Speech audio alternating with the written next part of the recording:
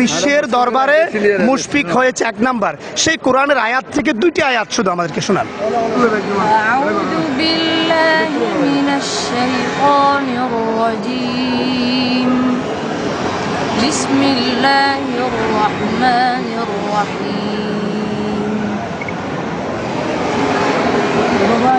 ওয়ালাউ নাযালনা আলাইকা কিতাবান ফি কিরতাসিন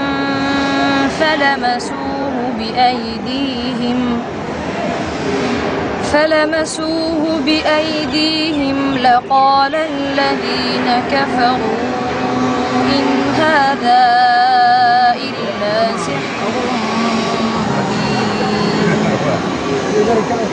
وقالوا لولا أنزل عليه ملك ولو أنزلنا ملكا لقضي الأمر ثم لا ينظرون صدق الله العظيم। অসংখ্য ধন্যবাদ। আমরা মুশফিককে পেয়ে, যে মুশফিকের অপেক্ষায় ছিল কক্সবাজারবাসী এবং সারা বাংলাদেশেরই গৌরব, বিশ্বতে বারবারই কিন্তু প্রধান স্থান, দ্বিতীয় স্থান জয় করে যাচ্ছে এই মুশফিক।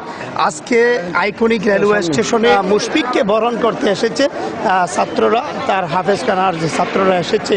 আপনারা দেখতেই পাচ্ছেন যে হাফেজখানার ছাত্ররা এক লাইনে দাঁড়িয়ে, আর তাদের অসংখ্য উস্তাদরা এখানে এক লাইনে দাঁড়িয়ে আছে মুশফিককে এক পলক দেখতে এবং কারি হাফেজ মুশফিককে বরণ করার জন্য।